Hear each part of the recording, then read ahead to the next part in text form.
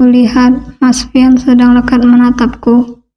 Pasti saat aku masuk tadi, si nenek gambreng telah bercerita yang tidak-tidak tentangku. Kira-kira hal apa yang ingin Mas Fian bicarakan denganku? Ya ampun, aku deg-degan banget ini. Kenapa melamun, Dek? Duduk sini sebentar. Mas mau bicara. Katanya lagi. Akankah perselingkuhanku terbongkar? Hal penting apa itu, Mas? Tanyaku terbata.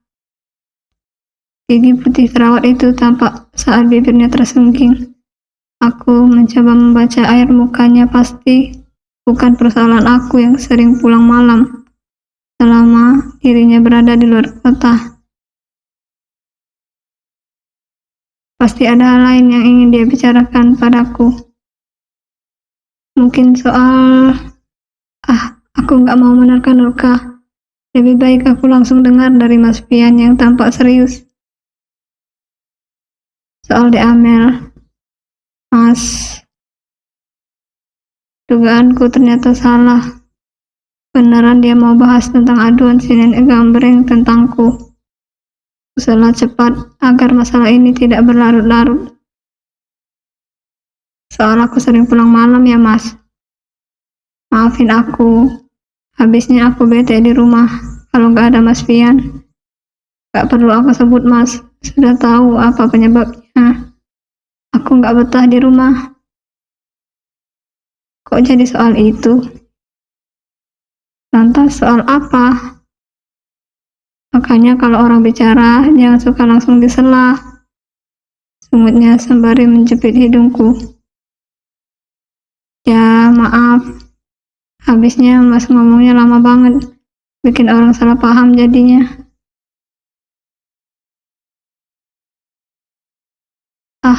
Memang dasar De Amel gak sabar dan gak gampang emosian.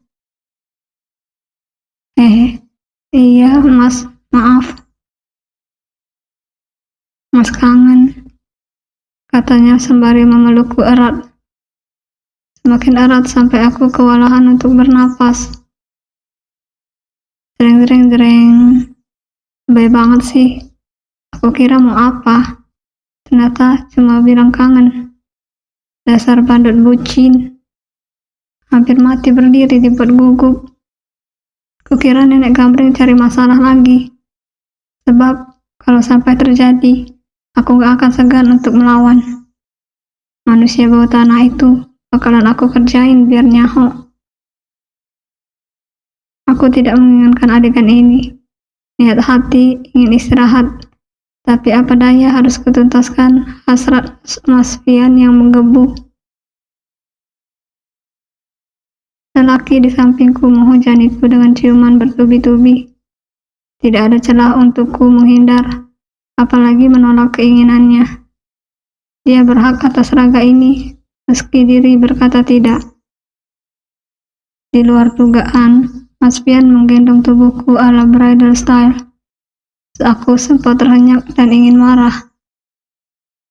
Tapi saat melihat wajahnya yang berseri, aku tidak tega merusak suasana hatinya yang sedang berbunga-bunga.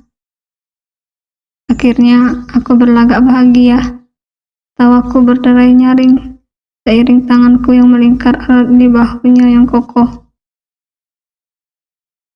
Kita berendam sama-sama, sayang. Ajaknya sembari mencium pipi ini mesra. Aku baru saja mandi, Mas. Masa? Dengan cepat bibir ini dipagutnya lembut, menolak segala alasan yang akan aku utarakan. Aku pasrah akhirnya, berpura-pura menikmati, melaksanakan kewajiban seorang istri pada suami, meski dengan setengah hati. Gila lu, maki Rika membanting tasnya dengan kasar.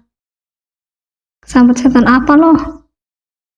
Tanyaku heran padanya yang bersungut padaku tanpa alasan yang jelas.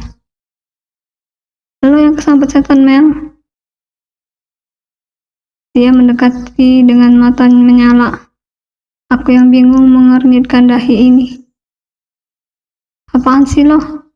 Gak ada angin, gak ada hujan. Datang-datang langsung marah. Wajar gue marah. Gue ini sahabat lo. Iya, marahnya kenapa? Yang jelas dong kalau ngomong. Seruku mulai kesal. Dimas. Mataku terbelalak tak percaya.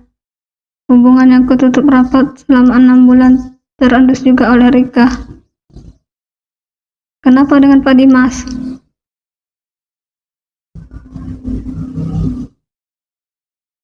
Pak Dimas. Oh, pintar ya lo ngeles.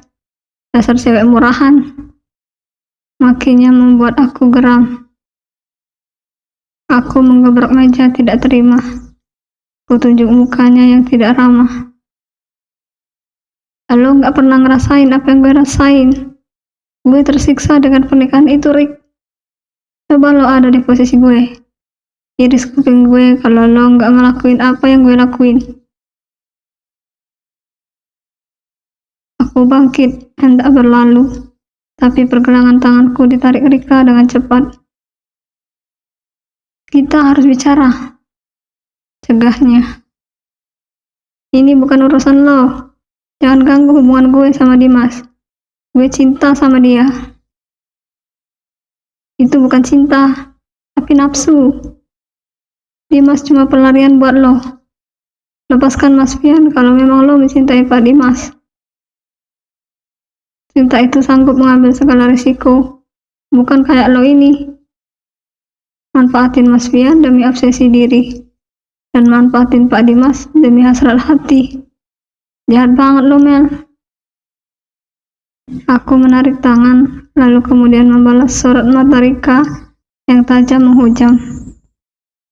Dia benar-benar menyebalkan. Menyesal aku pernah bercerita ihwal pernikahanku dengan Mas Fian. Udah, gue bilang, ini bukan urusan lo.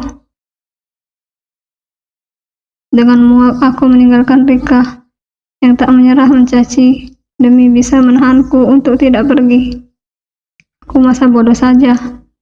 Biarlah kehilangan satu orang teman yang hobi mengatur hidupku. Dia bukan siapa-siapa. Aku punya Dimas, pelipur lara dan pelita jiwa, yang sangat aku cinta, dan selalu menghujani aku dengan cinta. Aku dan Dimas saling mencintai. Jangan main api, Mel. Gue kayak gini karena gue peduli sama lo.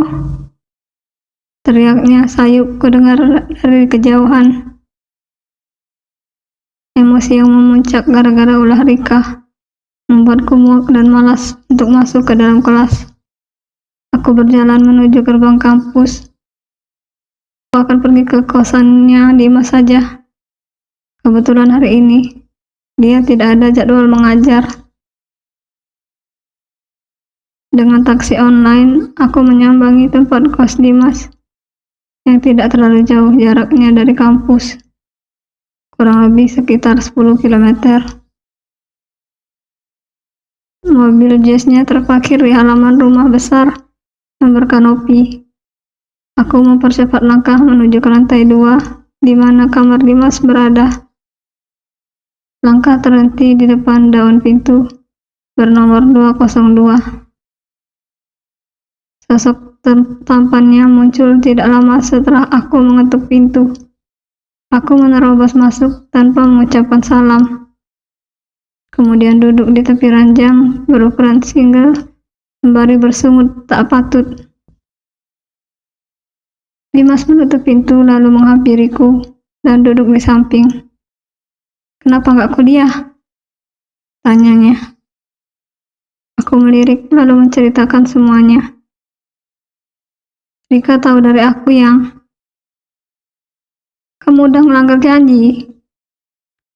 Sungutku sembari bangkit, tapi Dimas dengan sigap menahan aku pergi. Rika itu sahabatmu, sayang.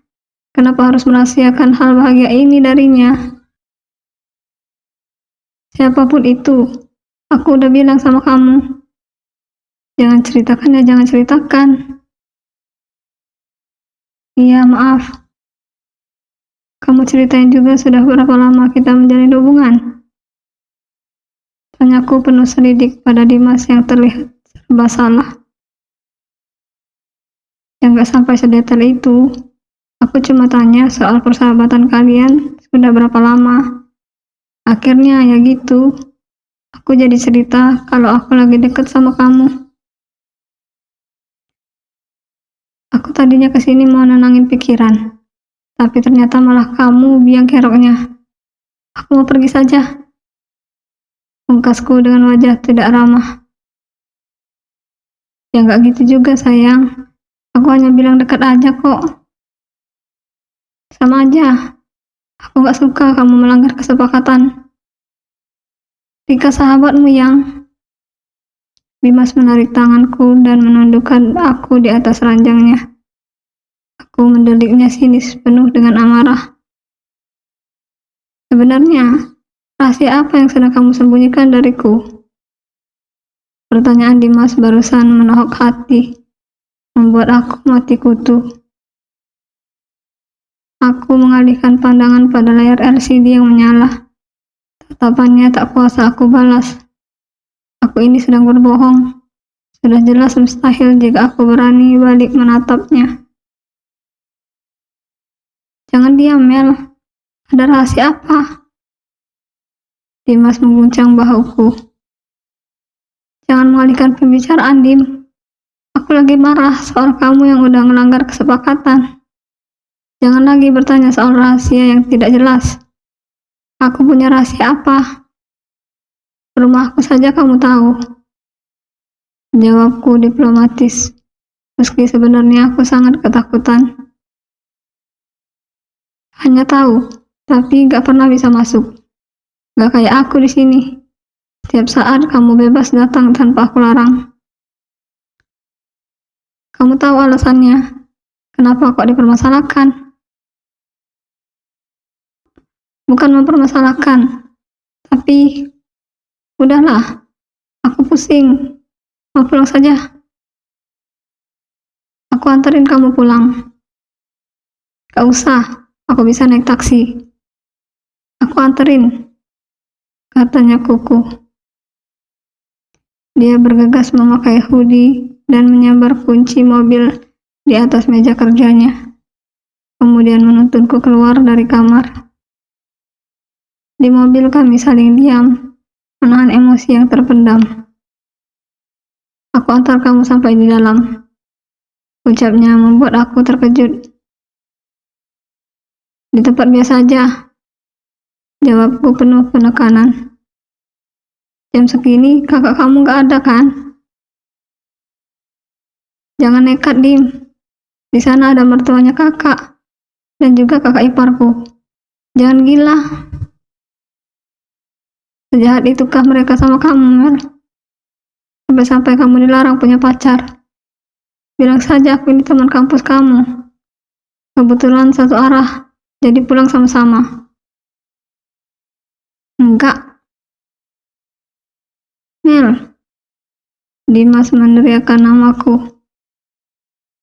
Kamu lama-lama nyebelin, Dim. Turunin aku di sini. Dimas bergeming. Dia tetap fokus pada jalanan yang lenggang. Aku nggak main-main. Acamku membuka pintu sedikit. Dimas yang panik pun cepat menepikan kuda besinya, lalu keluar menyusulku. Mel, jangan kayak gini. Halu. Putus. Apa? Aku mau kita putus. Seruku memperjelas. Aku cinta kamu, Mel. Aku mau menyulam masa depan sama kamu. Jangan kayak gitu dong. Kamu sudah melanggar kesepakatan kita. Dan aku anggap itu adalah kesalahan yang sangat fatal. Jangan gitu, Mel. Jangan ganggu aku lagi. Kita putus. Isaku. Maafin aku, Mel. Aku memberhentikan sedan biru yang kebetulan melintas. Secepatnya aku masuk ke dalam mobil taksi konvensional tersebut. Aku menangis merasa menyesal telah membuat keputusan sepihak yang berakhir fatal bagi hubunganku dengan Dimas. Rogoh ponsel, maksud hati ingin menghubungi Dimas, tapi karena gengsi, aku mengurungkan niat itu. Bodoh, gumamku memaki diri sendiri yang begitu terbawa nafsu. Harusnya aku tadi marah saja, tidak perlu mengucapkan kata putus segala. Dimas, hubungi aku segera. Kalau kamu menghubungi aku, maka aku akan minta maaf dan meralat ucapanku tadi. Hingga mobil berhenti di depan pagar, Dimas tak kunjung menelponku. Hati aku mencelos, serta raga ini terasa kehilangan daya untuk tegar. Aku yang frustasi pun tumbang, kehilangan kesadaran sesaat setelah turun dari mobil taksi.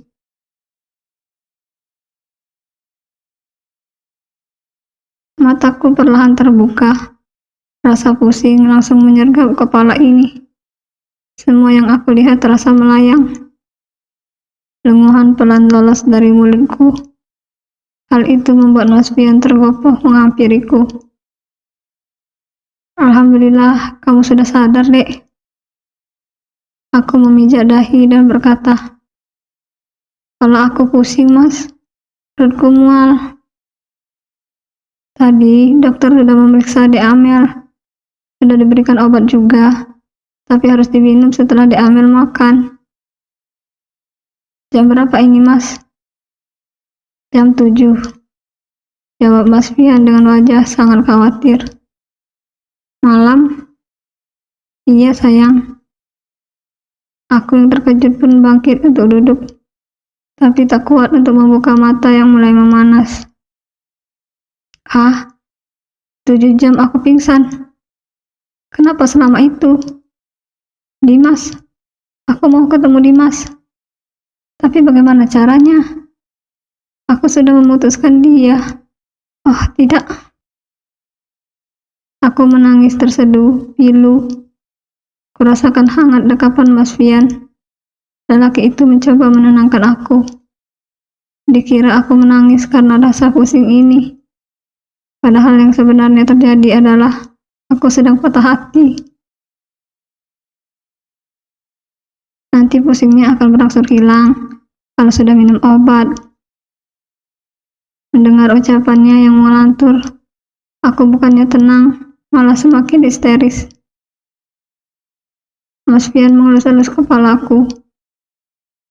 Suaranya terus membujuk diriku untuk tenang. Dek Amel makan ya, habis itu minum obat. Ingin rasanya aku berteriak bahwa yang aku butuhkan saat ini bukan obat, tapi Dimas. Lelaki yang sangat aku cintai. Lelaki yang baru saja aku putuskan, dan kini aku terpuruk meratapi kebodohan diri. Dimas, aku ingin bertemu dengan... Aku ingin minta maaf dan menarik kembali kata-kataku tadi. Aku sangat mencintaimu. Please, tolong hubungi aku. Batinku menjerit. Tuhan tahu persis sekencang apa lengkingannya. Dekapan Mas Pian tidak sanggup mengobati lara dalam dada.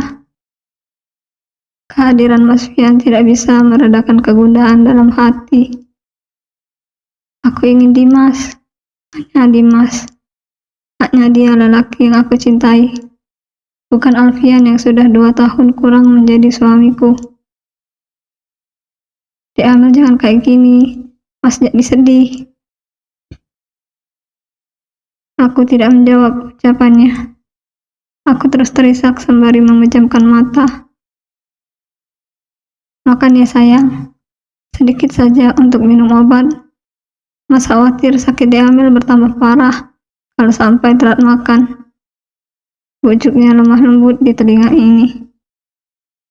Tak ingin membuatnya risau, aku pun mengangguk. Alhamdulillah, serunya mengecup kening. Kemudian ia berpamitan sebentar ke dapur untuk mengambil makanan untukku. Meninggal Mas Pian, Aku menyadarkan punggung di kepala ranjang. Air mata pun tak jua surut. Mas Pian kembali, lalu mulai menyuapiku. Di suapan ketiga aku menolak, karena sayur sop dan kulit ayam crispy buatan Bik Nani terasa hambar di mulutku. Ya sudah, minum obatnya ya. Aku mengangguk. Mas, tinggalin aku sendiri. Aku mau istirahat. Usirku padanya. Masa bodoh dia mau merasa sakit hati dengan ucapanku barusan. Yang jelas aku ingin sendiri untuk menenangkan hati ini. Iya sayang, cepat sembuh ya. Jawabnya tenang, tidak terdengar kesal atau marah. Sebelum pergi, Mas Pian sempat mengecup keningku. Sungguh manusia aneh. 3 hari aku terpuruk sendiri. Tidak ada lagi semangat dalam diri untuk beraktivitas. Aku yang murung terus berdiam diri di atas tempat tidur. Seringkali mengecek ponsel yang aku silent, berharap ada pesan atau telepon dari Dimas. Aku sangat kecewa karena lelaki itu tidak pernah sekalipun mencoba menghubungi aku. Semudah itukah Dimas melupakan aku? Kenapa dia tidak berusaha untuk memperbaiki hubungan ini? Sedangkan itukah rasa cintanya padaku? Dimas, aku tersiksa karena kebodohanku. Maafkan aku. Aku ingin kembali padamu. Tapi, mustahil aku menghubungi duluan. Karena pastinya, nanti kamu akan menertawaiku. Hanya Rika saja yang tak patah arang, terus memberikan perhatian lewat pesan dan telepon. Pernah juga ia datang ke rumah, tapi kutolak mentah-mentah kehadirannya. Mas Pian yang selama aku sakit tidak pergi ngantor pun sempat kesal, karena aku dengan kasar mengusir Rika. Kami sempat berdebat hebat, tapi seperti biasa, dia akan mengalah di saat aku mengeluarkan jurus pamungkasku, menangis. Selain Mas Pian, ada orang lain yang baik hati memperhatikan aku, selalu membuatkan makanan kesukaanku. Dia adalah Bik Nani. Seperti pagi menjelang siang ini, Bik Nani masuk menemuiku dengan membawakan semangkuk mie ayam pangsit, andalannya yang sangat lezat. Wanita parubaya itu duduk di tepi ranjang, kemudian membujukku untuk makan. Neng, yuk makan. Gak selera, Bi. Bibi sedih kalau Neng Amel gak mau makan masakan Bibi. Masakan Bibi gak enak ya. Aku tidak sampai hati. Pasti Bik Nani sedih. Aku yang tidak tega pun membalikkan tubuh dan duduk. Bibi suapin. Makan sendiri aja. Ya udah kalau gitu. Bibi tinggal dulu ke dapur ya. Ya Bi, makasih ya. Ucapku mengelus punggung tangannya. Iya Neng. Bik Nani bangkit dan berlalu. Aku mengambil mangkuk berisi mie ayam yang sangat harum. Aku meraih garpu dan mulai menyantapnya. Neng, panggil Bik Nani di ambang pintu, membuatku menjeda suapan kedua. Aku menoleh ke arahnya dan menjawab, iya Bi. Itu di ruang tamu ada temannya datang cari. Katanya membuatku penasaran. Rika. Bik Nani menggeleng. Laki-laki Neng.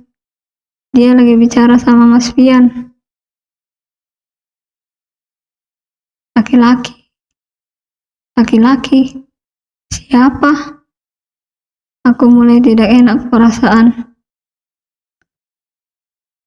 Namanya kalau nggak salah dengar itu Dimas Neng.